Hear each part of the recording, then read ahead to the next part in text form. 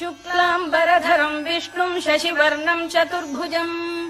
प्रसन्नवदनम् ध्यायेत् सर्वविघ्नोपशान्तये व्यासम् वसिष्ठनप्तारम् शक्तेः पौत्रमकल्मषम् पराशरात्मजम् वन्दे शुकतातम् तपोनिधिम् व्यासाय विष्णुरूपाय व्यासरूपाय विष्णवे नमो वै ब्रह्मनिधये वासिष्ठाय नमो नमः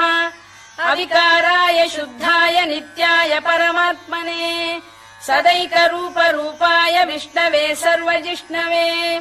यस्य स्मरणमात्रेण जन्म संसारबन्धनात् विमुच्यते नमस्तस्मै विष्णवे प्रभविष्णवे ॐ नमो विष्णवे प्रभविष्णवे। श्रीवैशम्पायन उवाच श्रुत्वा धर्मानशेषेण पावनानि च सर्वशः युधिष्ठिरः शान्तनवम् पुनरेवाभ्यभाषत। युधिष्ठिर उवाच किमेकम् दैवतम् लोके किम् वाप्येकम् परायणम् स्तुवन्तः कङ्कमर्चन्तः प्राप्नुयुर्मानवा शुभम् को धर्मः सर्वधर्माणाम् भवतः परमो मतः किम् जपन्मुच्यते जन्तुर्जन्म संसारबन्धनात्। श्रीभीष्म उवाच जगत्प्रभुम् देवदेवमनन्तम् पुरुषोत्तमम् स्तुवन्नाम सहस्रेण पुरुषः सततोत्थितः तमेव चार्चयन्नित्यम् भक्त्या पुरुषमव्ययम् ध्यायन् स्तुवन् नमस्यम् च यजमानस्तमेव च अनादिनिधनम् विष्णुम् सर्वलोकमहेश्वरम् लोकाध्यक्षम् स्तुवन्नित्यम् सर्वदुःखातिगो भवेत् ब्रह्मण्यम् सर्वधर्मज्ञम् लोकानाम् कीर्तिवर्धनम् लोकनाथम् महद्भूतम् सर्वभूतभवोद्भवम् एष मे सर्वधर्माणाम् धर्मोऽधिकतमो मतः यद्भक्त्या पुण्डरीकाक्षम् स्तवैरच्चेन्नरः सदा परमम् यो महत्तेजः परमम् यो महत्तपः परमम् यो महद्ब्रह्म परमम् यः परायणम् पवित्राणाम् पवित्रम् यो मङ्गलानाम् च मङ्गलम् दैवतम् देवतानाम् च भूतानाम् यो व्ययः यतः सर्वाणि भूतानि भवन्त्यादियुगागमे यस्मिंश्च प्रलयम् यान्ति पुनरेव युगक्षये तस्य लोकप्रधानस्य जगन्नाथस्य भूपते विष्णोर्नाम सहस्रम् मे शृणु पापभयापहम् यानि नामानि गौणानि विख्यातानि महात्मनः ऋषिभिः परिगीतानि तानि वक्ष्यामि भूतये ऋषिर्नाम्नाम् सहस्रस्य वेदव्यासो महामुनिः छन्दोऽनुष्टुप् तथा देवो भगवान् देवकीसुतः अमृतांशुद्भवो बीजम् शक्तिर्देवकी नन्दनः त्रिसामाहृदयम् तस्य शान्त्यर्थे विनियुज्यते विष्णुम् जिष्णुम् महाविष्णुम् प्रभविष्णुम् महेश्वरम् अनेकरूपदैत्यान्तम् नमामि पुरुषोत्तमम् अस्य श्रीविष्णोर्दिव्यसहस्रनामस्तोत्रमहामन्त्रस्य श्रीवेदव्यासो भगवान् ऋषिः अनुष्टुप्छन्दः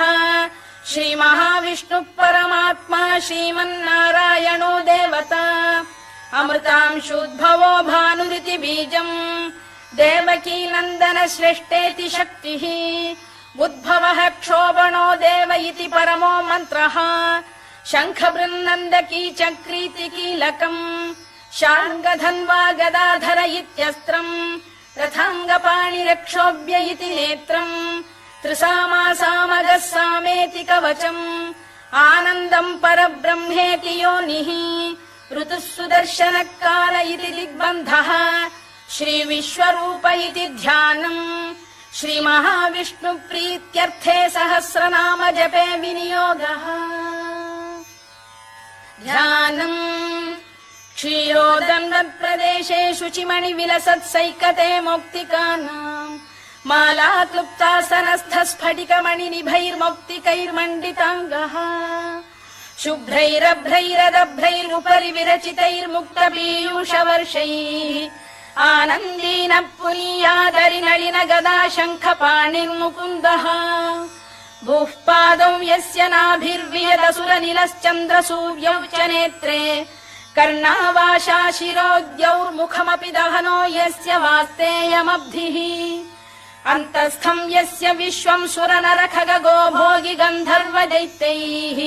चित्रम् रम्यते तम् त्रिभुवन वपुषम् विष्णुमीशम् नमामि ॐ नमो भगवते वासुदेवाय शान्ताकारम् भुजगशयनम् पद्मनाभम् सुरेशम्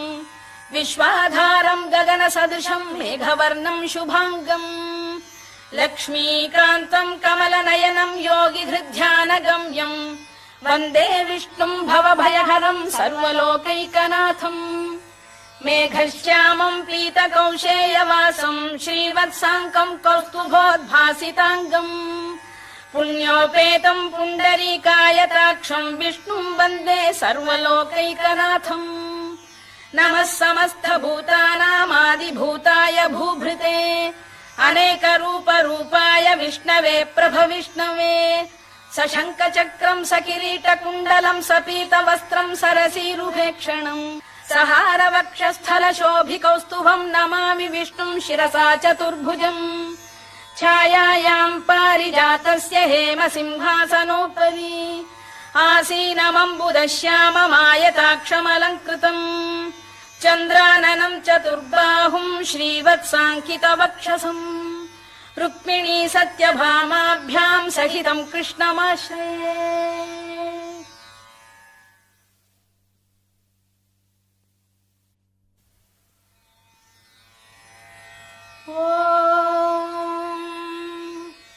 विश्वम् विष्णुर्वषत्कारो भूतभव्य भवत्प्रभुः भूतकृद्भूतभृद्भावो भूतात्मा भूतभावनः भूतात्मा परमात्मा च मुक्तानाम् परमागतिः अव्ययः पुरुषः साक्षी क्षेत्रज्ञोऽक्षर एव च योगो योगविदाम् नेता प्रधानपुरुषेश्वरः नारसिंहवपुः श्रीमान् केशवः पुरुषोत्तमः सर्वः शर्वः शिवस्थाणुर्भूतादिर्निधिरव्ययः सम्भवो भावनो भर्ता प्रभवः प्रभुरीश्वरः स्वयम्भूः शम्भुरादित्यः पुष्कराक्षो महास्वनः अनादिनिधनो धाता विधाता धातुरुत्तमः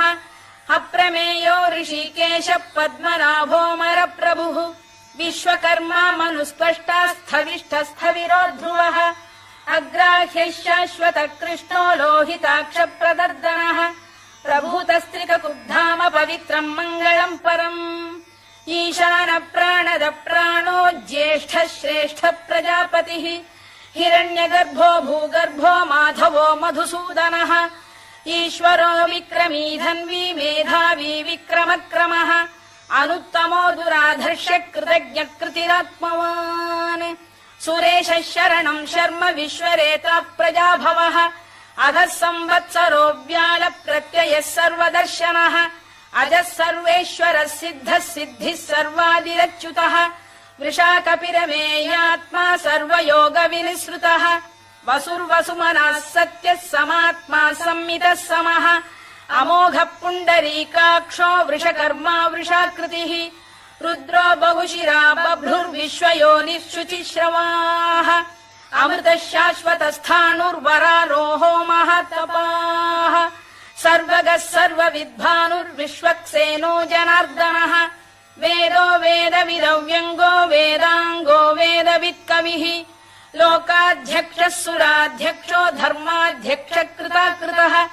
चतुरात्मा चतुर्व्यूहश्चतुर्दंष्टश्चतुर्भुजः भ्राजिष्णुर्भोजनम् भोक्ता सहिष्णुर्जगदादिजः अनघो विजयो जेता विश्वयोनिः पुनर्वसुः उपेन्द्रो वामनः प्रांशुरमोघः शुचिरूर्जितः अतीन्द्रः सङ्ग्रहः सर्गो धृतात्मा नियमो यमः वेद्यो वैद्यः सदा योगी वीरः माधवो मधुः अतीन्द्रियो महामायो महोत्साहो महाबलः महाबुद्धिर्महावीर्यो महाशक्तिर्महाद्युतिः अनिर्देश्य वपुः श्रीमान् अमे आत्मा महादृधृत् महेश्वासो महीभर्ता श्रीनिवासः सताङ्गतिः अनिरुद्धः सुरानन्दो गोविन्दो गोविदाम्पतिः मरीचिर्दमनो हंसः सुपर्णो भुजगोत्तमः हिरण्यनाभः सुतपाः पद्मनाभः प्रजापतिः अमृत्युः सर्वदृक्सिंहः सन्धाता सन्धिमान् स्थिरः अजो दुर्मर्षणः शास्ता विश्रुतात्मा सुरारिभा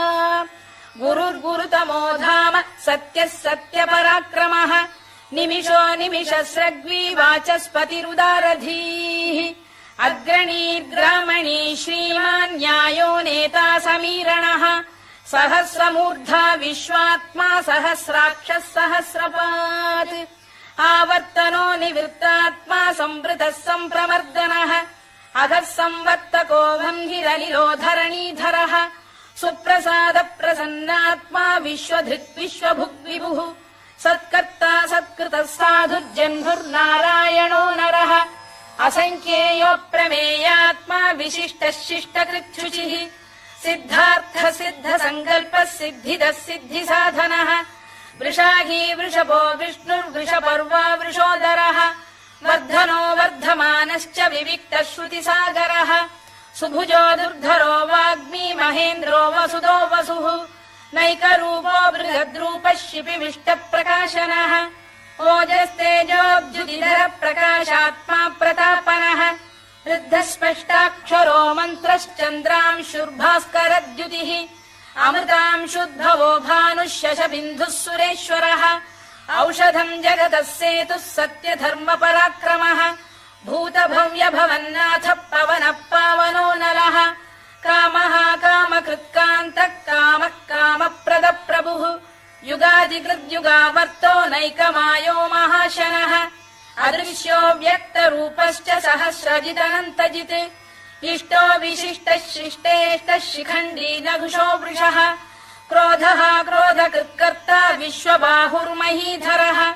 अच्युत प्रथित प्राण प्राणदो वासवानुजः अपाम् निधिरधिष्ठानमप्रमत्त प्रतिष्ठितः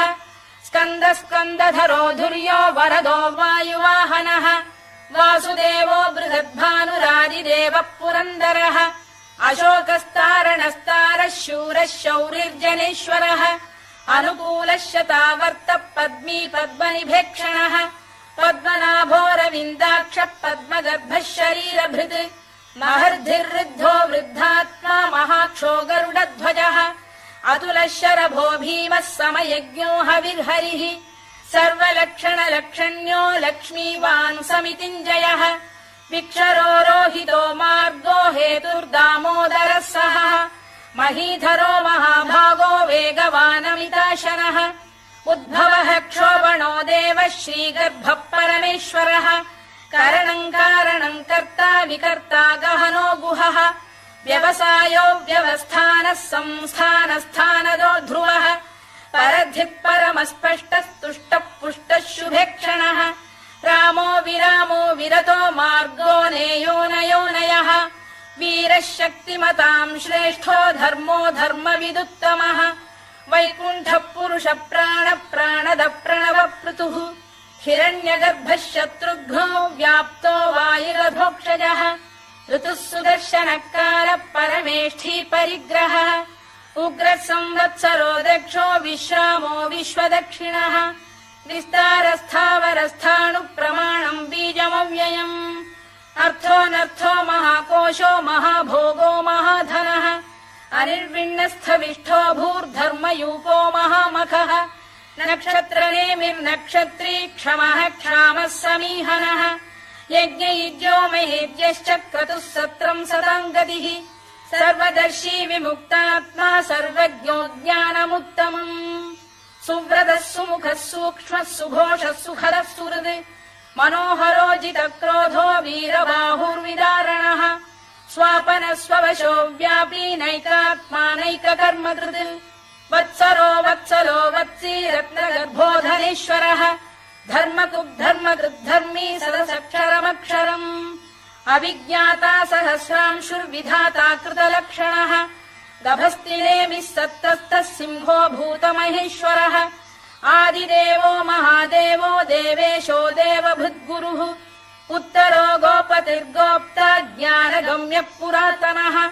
शरीरभूतभृद्भोक्ता कपीन्द्रो भूरि दक्षिणः सोमपो मृतपः सोमः पुरुजित् पुरुसत्तमः विनयो जयः सत्यसन्धो दाशार्हः सात्वताम् पतिः जीवो विनयिता साक्षी मुकुन्दोमित विक्रमः अम्भो निधिरनन्तात्मा महोदधिशयोऽन्तकः अजो महार्घः स्वाभाव्यो जिता मित्र प्रमोदनः आनन्दो नन्दनो नन्दः सत्यधर्मा त्रिविक्रमः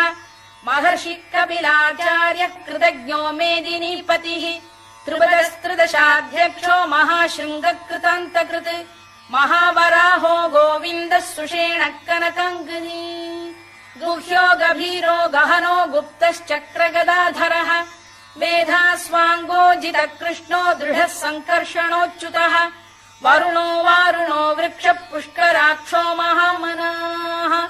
भगवान् बलहानन्दी वनमाली हलायुधः आदित्यो ज्योतिरादित्यः सहिष्णुर्गतिसत्तमः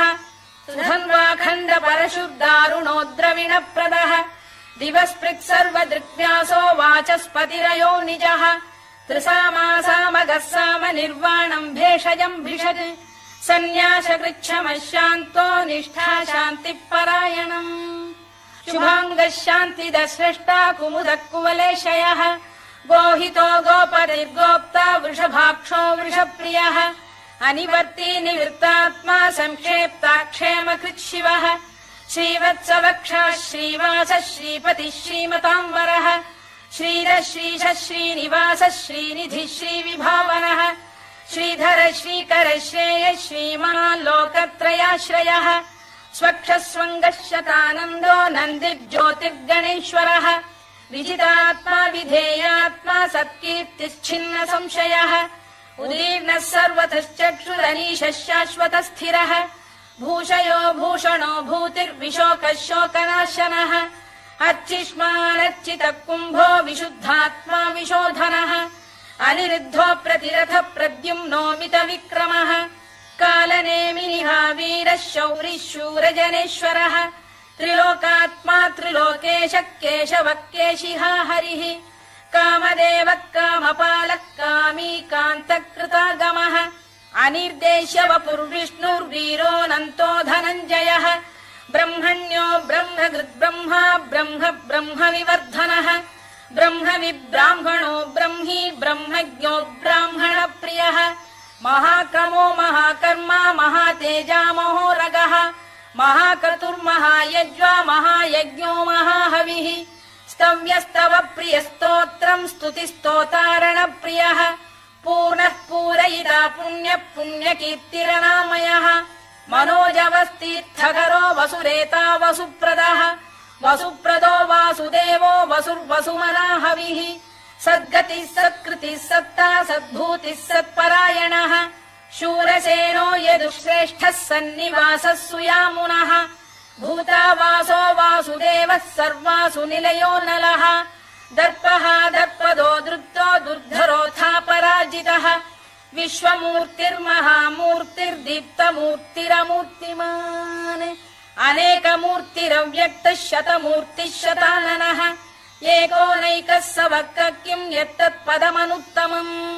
लोकबन्धुर्लोकनाथो माधवो भक्तवत्सलः सुवर्णवर्णो हेमाङ्गो वराङ्गश्चन्दनाङ्गदी वीरः विषमः शून्यो घृता शीरचरश्चलः अमानी मानदो मान्यो लोकस्वामी त्रिलोकधृत् सुमेधा मेधजो धन्यः सत्यमेधाधराधरः तेजो वृषोद्युतिधरः सर्वशस्त्रभृताम्बरः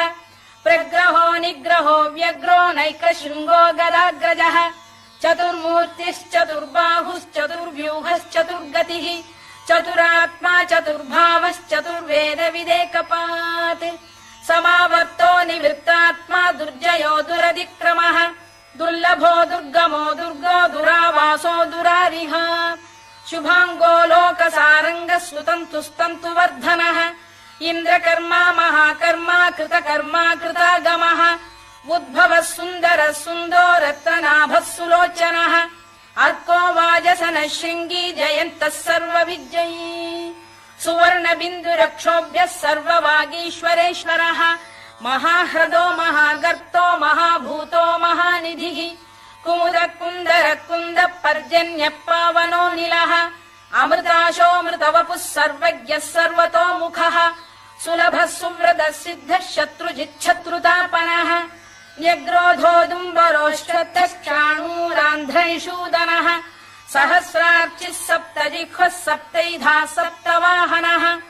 अमूर्तिरनघोचिन्त्यो भयकृद्भयनाशनः अणुबृहत्कृशस्थूलो गुणभिर्निर्गुणो महान् अधृतस्वधृतस्वास्य प्राग्वंशो वंशवर्धनः भारभृत्कथितो योगी योगीशः सर्वकामदः आश्रमश्रमणः क्षामः सुपर्णो वायुवाहनः धनुर्धरो धनुर्वेदो दण्डो दमयिता दमः अपराजितः सर्वसहो नियन्ता नियमो यमः सत्त्ववान् सात्विकः सत्यः सत्यधर्मपरायणः अभिप्रायप्रियार्होः प्रियकृत्प्रीतिवर्धनः विहाय सगतिर्ज्योतिः सुरुचिर्कुतभुक् विभुः रविर्विरोचनः सूर्यः सवितारविलोचनः अनन्तो हुतभुग्भोक्ता सुखदो नैकजोऽग्रजः अनिर्विण्णः सदामर्षी लोकाधिष्ठानमद्भुतः सनात्सनातनतमः कपिलः कपिरव्ययः स्वस्तिदः स्वस्तिकृत् स्वस्ति स्वस्ति भुक् स्वस्ति दक्षिणः अरौद्रः कुण्डली चक्री विक्रम्यूर्जितशासनः शब्दातिकः शब्दसः शिशिरः शर्वरीकरः अक्रूरपेशलो दक्षो दक्षिणः क्षमिणाम्बरः विद्वत्तमो वीतभयः पुण्यश्रवणकीर्तनः उत्तारणो दुष्कृतिः पुण्यो दुःस्वप्ननाशनः वीरः रक्षणः सन्तो जीवनः पर्यवस्थितः अनन्तरूपोऽनन्तश्रीर्जितमन्युर्भयापहः चतुरश्रो गभीरात्मा विदिशो व्यादिशो दिशः अनाधिर्भूर्भुवो लक्ष्मी सुवीरो रुचिराङ्गदः जननो जनजन्मादिर्भीमो भीमपराक्रमः आधारनिलयो धाता पुष्पहास प्रजागरः ऊर्ध्वगः सत्पथाचार प्राणद प्रणवप्रणः प्रमाणम् प्राणनिलय प्राणभृत्प्राणजीवनः तत्त्वम् तत्त्वविदेकात्मा जन्म मृत्युजरातिगः भूर्भुवः स्वस्तरुस्तारः सविता प्रपितामहः यज्ञो यज्ञपतिर्यज्वा यज्ञाङ्गो यज्ञवाहनः यज्ञभृद्यज्ञकृद्यज्ञी यज्ञभुग्यज्ञसाधनः यज्ञान्तकृद्यज्ञगुह्यमन्नमन्नाद एव च आत्मयोनिः स्वयम् जातो वैखानः सामगायनः देवकीनन्दनः स्रष्टा क्षितीशः पापनाशनः शङ्खबृन्नन्दकी चक्री शार्ङ्गधन्वा गदाधरः तथाङ्गपाणिरक्षोभ्यः सर्वप्रहरणायुधः सर्वप्रहरणायुधवोन्नम इति वनमाली गरीशाङ्गी शङ्खी चक्री च नन्दकी श्रीमान्नारायणो विष्णुर्वासुदेवोऽभिरक्षतु वनमाली गरीशाङ्गी शङ्खी चक्री च नन्दकी श्रीमान्नारायणो विष्णुर्वासुदेवोऽभिरक्षतु वनमाली गरीशाङ्गी शङ्खी चक्री च नन्दकी श्रीमान्नारायणो विष्णुर्वासुदेवोऽभिरक्षतु इतीदम् कीर्तनीयस्य केशवस्य महात्मनः नाम्नाम् सहस्रम् दिव्यानामशेषेण प्रकीर्तितम् य इदम् शृणुयान् नित्यम् यश्चापि परिकीर्तयेत् नाशुभम् प्राप्नुयात् किञ्चित् सोमुत्रेह च मानवः वेदान्तको ब्राह्मणः स्यात् क्षत्रियो विजयी भवेत् वैश्यो धनसमृद्धः स्यात् शूद्रः सुखमवाप्नुयात् धर्मार्थी प्राप्नुयात् धर्ममर्थार्थी चार्थमाप्नुयात् कामानवाप्नुयात् कामी प्रजार्थी चाप्नुयात् प्रजाम् भक्तिमान् यः सदोत्थाय शुचिस्तद्गतमानसः सहस्रम् वासुदेवस्य नाम्नामेतत् प्रकीर्तयेत् यशः प्राप्नोति विपुलम् याति प्राधान्यमेव च अचलाम् श्रियमाप्नोति श्रेयः प्राप्नोत्यनुत्तमम् न भयम् क्वचिदाप्नोति वीर्यम् तेजश्च विन्दति भवत्यरोगोद्युतिमान् बलरूपगुणान्वितः रोगार्तो मुच्यते रोगात् बद्धो मुच्येत बन्धनात् भयान्मुच्येत भीतस्तु मुच्येतापन्न आपदः दुर्गाण्यतितरत्याशु पुरुषः पुरुषोत्तमम् स्तुवन्नाम सहस्रेण नित्यम् भक्तिसमन्वितः वासुदेवाश्रयो मर्त्यो वासुदेवपरायणः